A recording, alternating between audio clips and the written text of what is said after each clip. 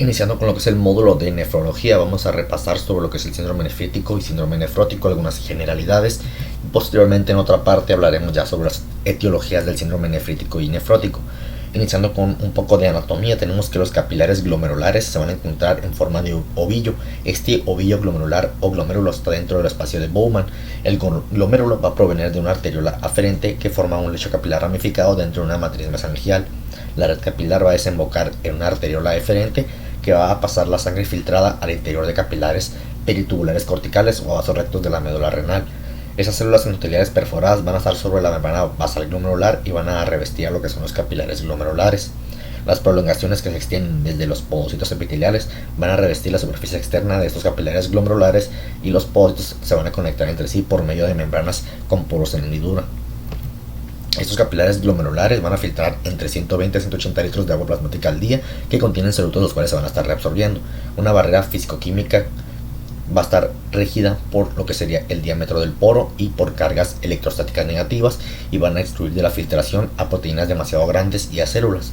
La albúmina posee una carga negativa. Esta carga negativa que tiene la albúmina la excluiría, sin embargo solo tiene un radio físico de 3.6 nanómetros, en tanto que los poros en la membrana basal glomerular y en las membranas con poros en hendidura tienen un radio de 4 nanómetros. Por lo tanto, cantidades o niveles importantes de albúmina van a cruzar la barrera de filtración para recuperarse posteriormente en lo que es el túbulo proximal. Las nefronas normales no van a excretar más de 8 a 10 miligramos de albúmina diarias, que representan entre un 20 a 60% del total de proteína excretada. Esta cantidad de albúmina y otras proteínas pueden llegar a niveles importantes si hay un daño glomerular extenso en el paciente. En cuanto a la patogenia, se sabe que ciertas glomerulopatías están ocasionadas por la presencia de mutaciones genéticas, infecciones, exposición a toxinas, enfermedades autoinmunes, aterosclerosis e hipertensión, embolias o trombosis y a diabetes mellitus. La hipertensión arterial y la aterosclerosis van a causar un estrés tensional, isquemia y la presencia de ciertos oxidantes lipídicos que originan una glomerulosclerosis crónica en el paciente. También en pacientes con diabetes mellitus, la nefropatía diabética se puede presentar en ellos y es una lesión esclerótica adquirida que se va a caracterizar por un engrosamiento de la membrana basal glomerular como consecuencia de una exposición de manera prolongada a lo que es la hiperglucemia, a los productos avanzados de la glucosilación y a especies reactivas de oxígeno. La inflamación de los capilares glomerulares se va a denominar glomerulonefritis y se desconocen aquí en gran parte cuáles son los antígenos glomerulares o mesangiales que participan en las glomerulonefritis reguladas por mecanismos autoinmunitarios. Las células mesangiales o el epitelio glomerular pueden expresar epítopes que simulan otras proteínas inmunógenas. Las bacterias, hongos y virus también infectan de manera directa al riñón y pueden producir ciertos antígenos propios para los cuales se van a ver una reacción, ¿no?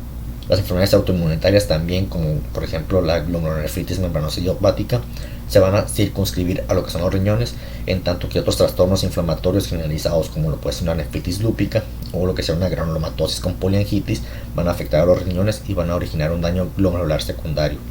De modo típico, la glomerulonefritis post-estreptocócica, la nefritis lúpica y la nefritis membranosa idiopática van a tener como punto de partida el depósito de ciertos complejos inmunitarios en lo que sería la membrana basal glomerular, en tanto que por ejemplo en la enfermedad antimembrana basal glomerular se van a producir anticuerpos contra esta membrana.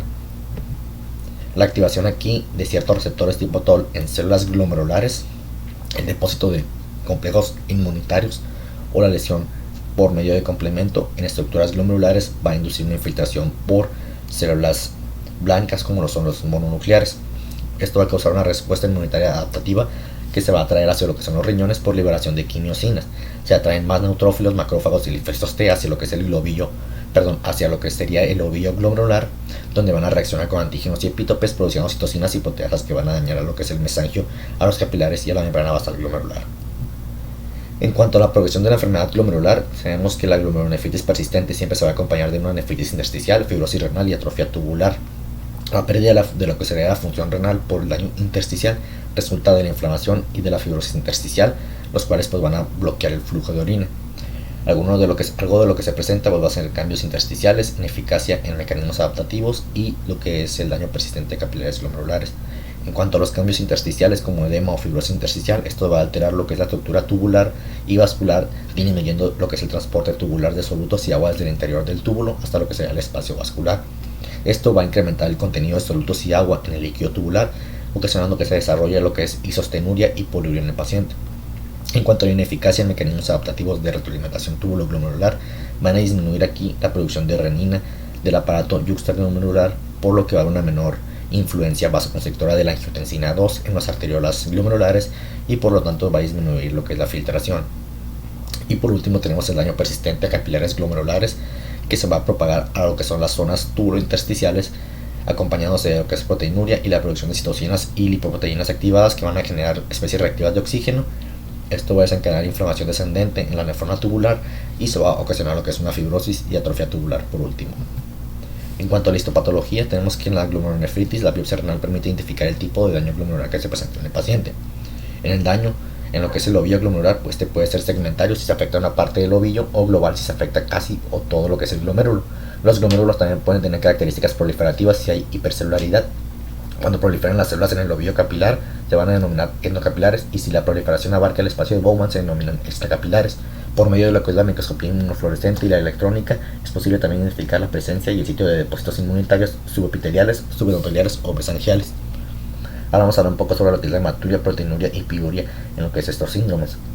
Sabemos que en pacientes con una glomerulopatía por lo general van a mostrar hematuria moderada y grados variables de proteinuria. De forma típica la hematuria va a ser asintomática y se puede sospechar por la presencia de 3 a 5 eritrocitos en lo que es el sedimento centrifugado de lo que será la primera orina de la mañana. La hematuria microscópica o macroscópica también se puede presentar en otras patologías como sería hiperplasia prostática benigna, nefritis intersticial, necrosis papilar, cálculos renales, nefropatías quísticas, lesiones vasculares renales y cáncer de vías urinarias. Sin embargo, si se identifican cilindros eritrocíticos o eritrocitos dismórficos, es posible que se haya ocasionado o haya surgido una glomerulonefritis. La proteinuria también sostenida, en la cual se excreta más de 1 a 2 gramos por 24 horas, también se origina a menudo de una glomerulopatía y los pacientes se van a percatar de la proteinuria por la presencia de edema u orina espumosa.